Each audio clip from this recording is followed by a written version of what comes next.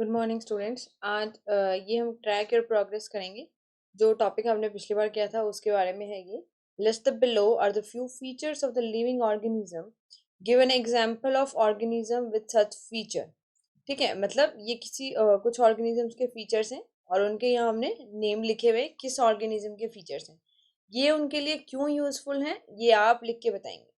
ठीक है, जैसे याक के स्ट्रॉन्ग हूव्स होते हैं। अब इसको आप बुक में से देखेंगे और लिखेंगे क्यों होते हैं। क्योंकि उनको स्ट्रॉन्ग हूव्स किस लिए होते हैं, क्योंकि उनको आइस के ऊपर चलना होता है। Thick and long eye lashes of the camel क्यों होती हैं, ताकि जो हीट है उनकी आइस तक ना पहुंच पाए।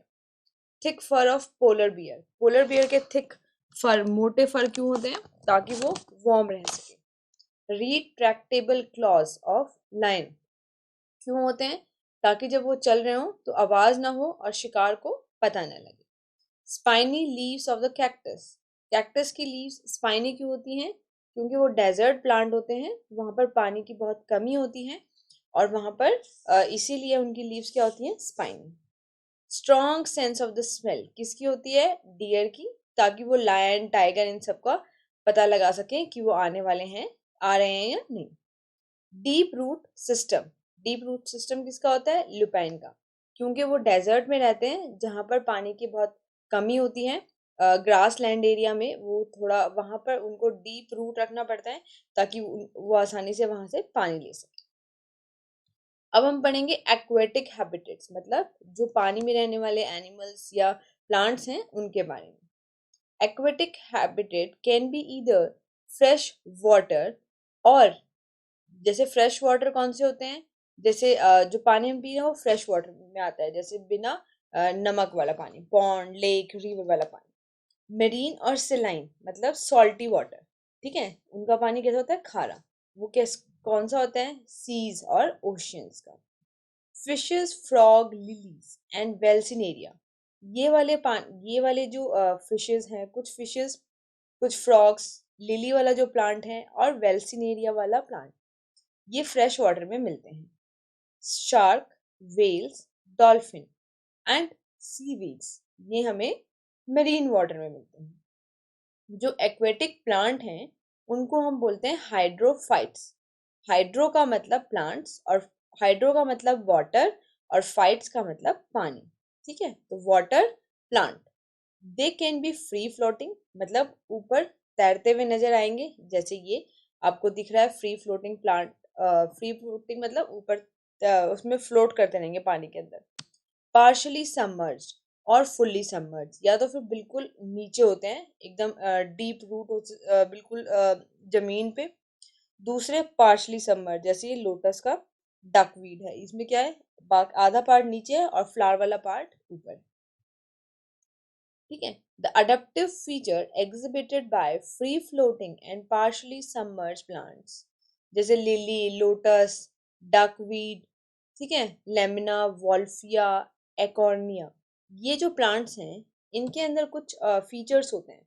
ये फ्री फ्लोटिंग और जो थोड़े बहुत ही कुछ आधे सबमर्ज होते हैं और आधे फ्लोट कर रहे होते हैं। इनके क्या फीचर्स होते हैं, इनकी जो रूट्स हैं या तो वो एब्सेंट होती हैं या अच्छे से डेवलप नहीं होती। The roots are either poorly developed और टोटली एब्सेंट। ठीक है, अब वाटर लिली और अ लोटस प्लांट, जो वाटर लिली है और लोटस प्लांट है, वो पार्शली सबमर्ज्ड, आधे डूबे हुए रहते हैं। उनका जो रूट सिस्टम है वो कहाँ रहता है, वाटर के अंदर, जमीन के अंदर नहीं। वाटर की में बहुत डीप भी हो सकता है उसकी जमीन, तो वाटर के अंदर रहता है। The leaves are tough and can be withstand the movement of water. जो लीव्स होती हैं वो टफ होती हैं, एकदम से वाटर बह रहा है तो उसके साथ भी वो टूटती है, खराब नहीं होती। They are covered with a cuticle, उनके ऊपर एक वैक्स की चिकनी टाइप की कोटिंग क्यूटिकल लगी रहती है, सो दैट वाटर जो है उनके ऊपर नहीं रहता, वो उनके ऊपर से फिसल जाता है। स्टोमेटा आर और ब्रीदिंग पोर्स ऑफ प्लांट्स, इनके जो स्टोमेटा हमने पढ़े थे, जहाँ से क्या करते हैं, ब्रीदिंग करते हैं, ठीक है, जहाँ से इनकी गैस पास होती है, तो वो जगह है, वो प्लांट की सरफेस पे ऊपर होती है। मतलब ये जैसे ये ऊपर वाला हिस्सा है लीफ का और इसके नीचे वाला हिस्सा है, तो यहाँ पर स्टोमेटा प्रेजेंट होगा क्योंकि नीचे वाला तो हमारा कहाँ पर पानी में सिंक हुआ है, ठीक है, डूबा हुआ है। क्लोरोफिल इज लार्जली, क्लोरोफिल भी ऊपर वाले पार्ट पे होता है, क्यों? क्योंकि जो सनलाइट है वो कहाँ पे पहुंच पाएगी? सिर्फ ऊपर वाले पार्ट पे, नीचे वाले पार्ट पे नहीं पहुंच पाएगी, ठीक है। The stem of plant that are rooted, जैसे कुछ प्लांट है जिनके पास रूट होती है, आर लॉन्ग एंड नैरो, उनकी स्टेम लॉन्ग होती है और पतली होती है। इन offer least resistance to flow of water, ठीक है, और वाटर को least resistance provide, flow of water को लीस्ट रेजिस्टेंस प्रोवाइड करती है, ठीक है, ताकि वो उस वहां पर रह सके। मतलब अगर जैसे पानी बह रहे हैं तो वो थोड़े थोड़े उसके साथ बहते भी चले जाएंगे, ज्यादा पानी के भाव को नहीं रोक पाते। दे आर हॉलो, होलो होती हैं, खाली होती है मतलब अंदर से, and have a lot of air space, उनके अंदर बहुत ज्यादा एयर स्पेस होती है ताकि वो आराम से बायोन्सी मतलब तैर सके, ठीक है, वो डूबेंगे नहीं, वो उसमें तैरती रहेंगी।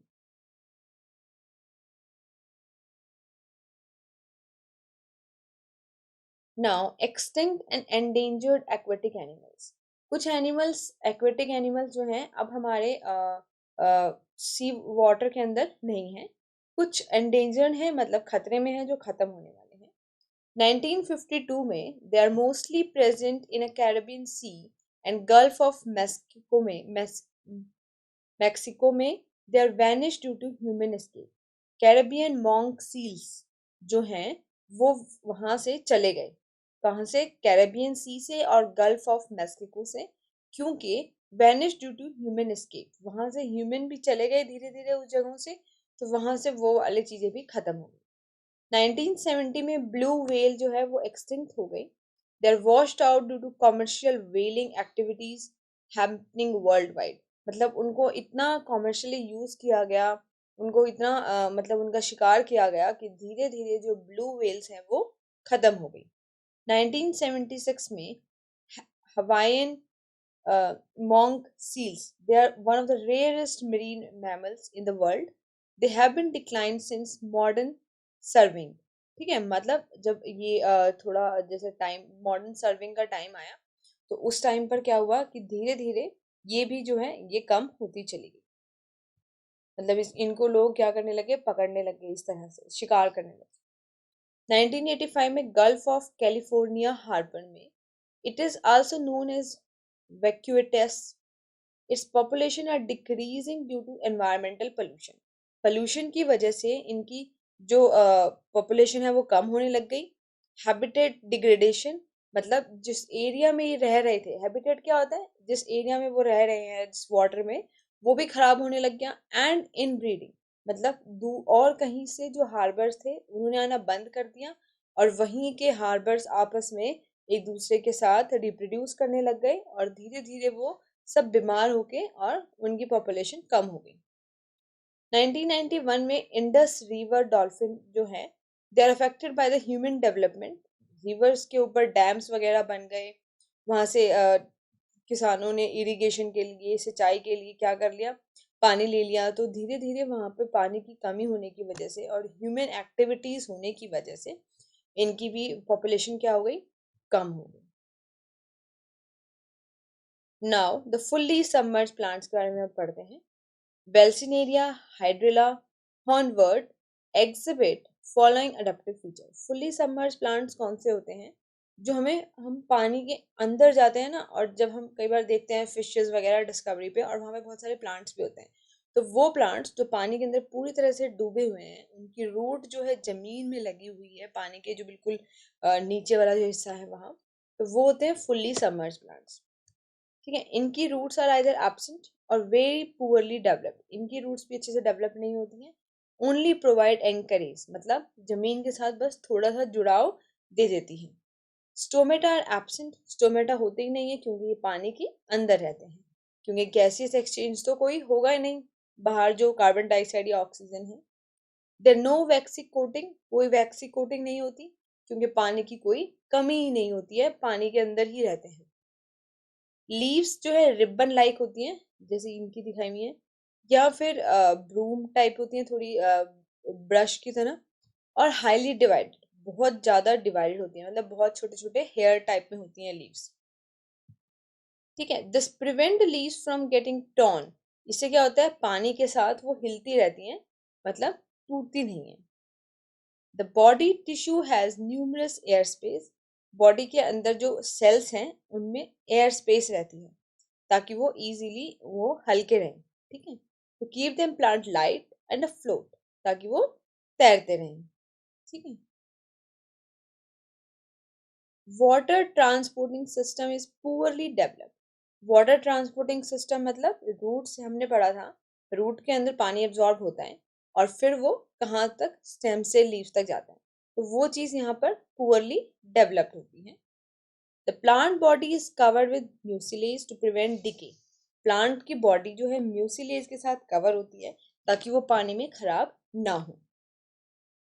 The adaptive feature exhibited by aquatic animals. अब हम पढ़ेंगे एक्वेटिक एनिमल्स के बारे में। ठीक है, एक्वेटिक एनिमल्स मतलब वाटर एनिमल्स, फिशेस, टॉर्टोइस, ये सारी चीज। Aquatic animals have streamline body, ये हमने लास्ट चैप्टर में पढ़ा था, उनकी बॉडी कैसी होती है, स्ट्रीमलाइन, ताकि वो पानी को चीरते हुए उसमें से निकल सके। ऑक्टोपस, स्क्विड्स की बॉडी स्ट्रीमलाइन नहीं होती, तो assume to streamline shape like while swimming. ठीक है, तो have streamline body, they do not have, उनकी स्ट्रीमलाइन बॉडी तो नहीं होती, पर फिर भी वो इस तरह की मूवमेंट करते हैं कि जैसे ऑक्टोपस है वो अपने पैरों से मूवमेंट करते हुए अपने हेड से पानी को चीरता हुआ आगे की तरफ चलता है। ठीक है, मतलब मूवमेंट कैसे करते हैं, स्ट्रीमलाइन की तरह ही करते हैं। जो ऑक्टोपस का हेड है उसको आगे रखते हुए वो आगे की तरफ चलने की कोशिश करते हैं। Organism such as fish have gills. ठीक है, इनके पास क्या होते हैं, गिल्स। माउथ के अंदर से वाटर लेते हैं और वाटर में से ऑक्सीजन जो है, गिल्स जो है वो ऑक्सीजन ले लेते हैं और वाटर को गिल्स के थ्रू बाहर निकाल देते हैं। So to breathe in fin that help to swim, और फिन्स जो है उनको तैरने में मदद करते हैं। Fish also have swim bladder, जो उनको क्या प्रोवाइड करते हैं, बायोन्सी, मतलब ताकि वो फ्लोट, हल्का महसूस, हल्का बना देते हैं उनकी बॉडी को, ताकि वो आसानी से पानी के अंदर तैर सके। एक्वेटिक बर्ड्स भी होते हैं जैसे डक, उनकी जो फीट्स हैं वो कैसे होते हैं, वेब्ड, मतलब आपस में जो फिंगर्स हैं वो आपस में क्या होती हैं, उनकी क्लॉज क्या है, जुड़े हुए होते हैं, ताकि वो इजीली फ्लैप की, जैसे आपने देखा है जो पैरों में फ्लैप पहनते हैं या हाथों में फ्लैप पहनते हैं, जो वाटर में स्विमिंग के लिए या कुछ करने जा रहे होते हैं, डाइविंग के लिए, सी डाइविंग के लिए, तो वो वैसे ही वो क्या होते हैं, वेब्ड होते हैं। तो वैसे ही वेब्ड फीट किसके होते हैं, डक के, जो उनको स्विमिंग में हेल्प करते हैं। The oil glands under under their tales produce oil. उनके ऑयल ग्लैंड्स प्रेजेंट होते हैं टेल के पीछे, जो कि ऑयल स्क्रीट करते रहते हैं, ताकि उनके जो फेदर्स हैं वो गीले ना हो। Amphibian like frogs have strong hind leg. जो एम्फीबियंस होते हैं, मतलब एम्फीबियंस कौन से होते हैं, जो वाटर में भी रह सकते हैं और लैंड पे भी, तो उनकी जो हाइंड लेग्स हैं, मतलब पीछे वाली जो लेग्स हैं, वो बहुत स्ट्रांग होती हैं for leaping and catching there prey on the land, क्योंकि एकदम से वाटर में से उनको बाहर निकलना होता है जंप करके, तो उस चीज के लिए पीछे वाले जो पैर हैं उनके स्ट्रांग होते हैं, जैसे आपने फ्रॉग के भी देखे होंगे। They also possess webbed feet for swimming.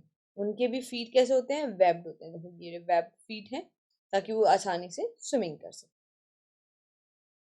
Okay, so this is all about the aquatic animals that we did today. Now, the Charles Darwin was born in England and on 12th February in 1809, and he was a naturalist and biologist. Charles Darwin जो थे वो क्या थे, एक naturalist, मतलब nature के बारे में पढ़ने वाले, और बायोलॉजिस्ट। उन्होंने थ्योरी ऑफ इवोल्यूशन के बारे में बताया, और कैसे a process of natural selection, कैसे जो एनिमल्स हैं वो आपस में नेचर में नेचर को सिलेक्ट करके और फिर वहां पर सरवाइव करते हैं, उसके बारे में बताया। ही अंडरटूक अ 5 year long voyage around the world.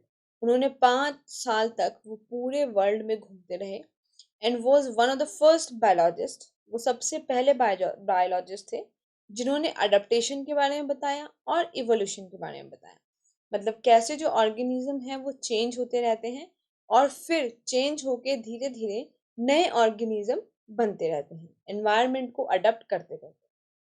He went on to explain how organisms that are better adapted, उन्होंने सबसे अच्छे से बताया कि कैसे ऑर्गेनिज्म अपने एनवायरनमेंट में अच्छे से रह सकते हैं, उनमें क्या क्या धीरे धीरे फिर वो चेंज आते हैं, और वो चेंज फिर पेरेंट से उनके बच्चों में भी जाते हैं ताकि वो भी उस एनवायरनमेंट में आसानी से रह सके। So this is also known as survival of the fittest, मतलब जो उस एनवायरनमेंट को अडॉप्ट कर पाएगा, वहां पर रह पाएगा, वही क्या रह पाएगा, फिट। जो बीमार पड़ जाएगा वो क्या हो जाएगा, उसकी डेथ हो जाएगी। तो इसी को हम बोलते हैं सर्वाइवल फिटेस्ट, जो नेचर को अडॉप्ट कर पाए। ठीक है, सो ये आपका चैप्टर फिनिश हो गया है, फिर हम इसका क्वेश्चन आंसर करेंगे। ठीक है, ओके, थैंक यू।